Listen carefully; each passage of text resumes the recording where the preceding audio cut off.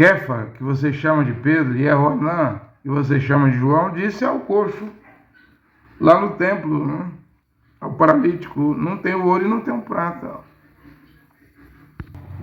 Ora, como que Kefa e Eroanã não tinha ouro, não tinha prata, se havia ali 3.000 almas, depois subiu para 5.000 almas, naquelas 3.000 almas vendiam propriedades, terrenos, casas, e davam aos pés dos apóstolos aquele dinheiro. Aquilo era administrado por 7 diáconos, que distribuíam, repartiam com os que tinham necessidade, viúvas e órfãos. Eu vejo hoje, e eu não concordo com o modelo de igreja hoje. Quando eu fui congregar lá no Cacu, fiquei lá 10 anos, eu vi que lá só podia ajudar um irmão depois de 7 meses de batismo. Não importava se ele precisava de dinheiro para isso, para aquilo, para pagar a prestação, para comprar comida. Era só após 7 meses de batismo. Depois mudaram a regra. Quando eu saí de lá, qualquer... eles falam irmão lá, que tivesse necessidade, podia ter sido batizado ontem, né? Já deveria ajudar.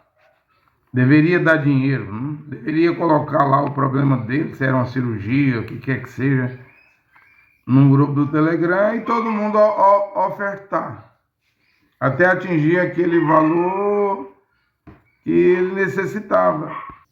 Porém, na carta aos Tessalonicenses, acho que é 2 Tessalonicenses 3,10, Paulo afirma, determina, regulamenta a congregação da seguinte maneira: que se um irmão não trabalha, que não coma. Se um irmão não trabalha, que não dê comida a ele, que não dê café da manhã, que não dê almoço, que não dê lanche, que não dê a ceia, a janta. Quem não trabalha, quem não quer trabalhar, quem é preguiçoso, que não coma. Ele mesmo diz que trabalhava de dia e de noite para não ser pesado aos irmãos. Trabalhava com as suas mãos, né? Para dar exemplo. E eu creio que esse é o modelo do verdadeiro evangelho, né?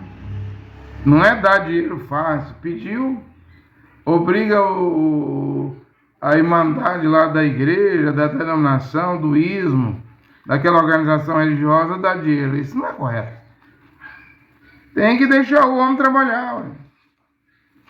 O homem precisa trabalhar, do suor do teu rosto tu viverás. Foi o que Jeová, o Criador, disse.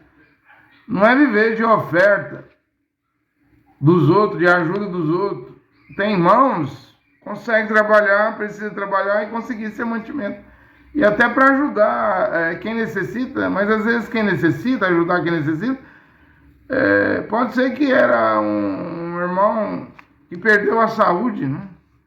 Que ficou deficiente, que não tem condição de trabalhar, porque o critério é trabalhar. Se colocar esse critério, iria acabar com essa mamata, né? Essa coisa fácil dentro das igrejas hoje, que é dar dinheiro, que é uma maneira também de politizar, porque os pastores não trabalham, bispo, apóstolo, profetas de igreja não trabalha, vive às custas do suor dos outros, né? O dízimo na Bíblia, Malaquias 3,10, era para os levitas, né? Mesmo Mashiach Yoshua diz para trazer o endro, cominho, hortelã, temperos, né? E pagar esse dízimo. Como lemos lá no livro de Tobias e Moisés, Moshe, o profeta Moshe, tinha ensinado isso. E dízimo é mantimento, né? Simplesmente é mantimento. Além do mais, tinha um ano que não tinha como dar dízimo, porque a terra descansava, né? A cada 7 anos a terra descansava, né? Mas os dízimos era para isso, porque 11 tribos receberam porção, herança do Criador Jeová, Moisés deu. Mas os levitas ficou com a função do sacerdócio. Havia um só templo lá e os levitas trabalhavam lá, e toda a nação, as 11 tribos, tinha que levar o dízimo. Mesmo no livro de Tobias, você vê Tobias saindo da Síria e levando os dízimos. Nesse caso, podia vender, transformar em dinheiro, porém, quando chegasse em Jerusalém, convertia esse dinheiro em produto, alimento, porque era para dar alimento, para que haja alimento, mantimento na minha casa. Mas hoje, dízimo virou Pix, cartão de crédito, né? Se transfere dízimo. Dizem que é dízimo, né? Dinheiro da poupança, da conta corrente, 10% do salário. E não temos nas 14 cartas do apóstolo Paulo a ordem para as nações, os gentios, pagarem dízimo. Não tem. Você tem Hebreus 7,5, mas ali é os levitas. Que hoje não tem nem como entregar dízimo aos levitas, porque não tem o terceiro templo ainda. Não tem sacerdotes levitas trabalhando.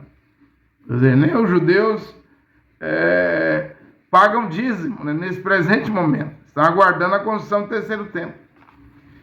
E Paulo, que pastoreou a congregação, os coríntios na Europa, na Grécia, os coríntios queriam pagar salário a Paulo e Paulo recusou.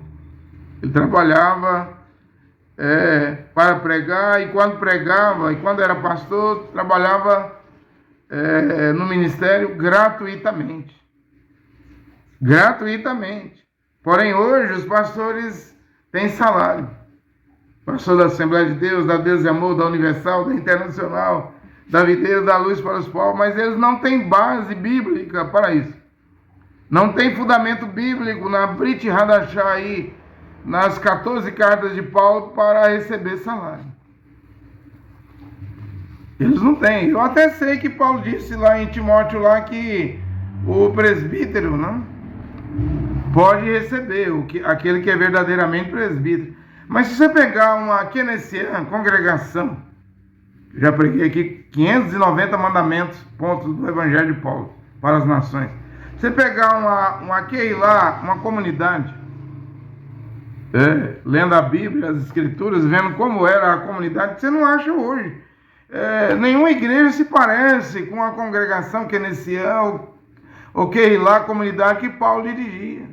Não parece, as mulheres usavam véu, os homens e mulheres usavam túnica, não se pagava dízimo. Sim, dava-se a oferta, mas sem estipular valor, era o que cada um colocou no coração e poupou e entregava lá as ofertas voluntárias, não de coração. As mulheres não eram pregadoras, ficavam caladas, não se dava a palavra às mulheres. Leia 1 Coríntios capítulo 14, versículo 34 ao 38. 1 Timóteo 2, do 9 ao 15, as mulheres usavam o véu na rua, em público. Não era só para orar, profetizar, ou dentro da congregação, era em público. A mulher não mostrava o seu cabelo para ninguém. 1 Coríntios 11, 10 diz que é sinal dos anjos. A mulher levar o véu na cabeça mostra que ela está debaixo da autoridade do seu marido, como Rebeca, esposa de Isaac. Bereshit, livro de Gênesis 26, ela se cobre com um véu. Isso que eu estou dizendo, não tem igreja igual a do apóstolo, igreja, que hoje é igreja, mas lá era congregação, keynesiana, Keilah, comunidade. As igrejas de hoje não se parecem com as congregações de Paulo. São diferentes. Aos Gálatas 1, 8 e 9, Paulo diz: se um anjo descendo do céu, ou nós mesmos, ou alguém pregar evangelho diferente, considere anátema. Então, todo o sistema religioso, catolicismo, protestantismo, pentecostalismo, deuteropentecostalismo, e essas 50 mil igrejas, 4 paredes, templos, 50, 70 numa avenida, estão debaixo da maldição. Não tem salvação aí. Você pode insistir, mas depois da morte é um silêncio, não há mais contato. E Hebreus 9, 27 diz que segue-se o julgamento, vem o julgamento. Não tem como ser salvo por denominação, por ismo, por divisão, por igreja, organização religiosa, estatuto, RI, norma, credo, dogma. Você está perdido. Quem insistir, insiste.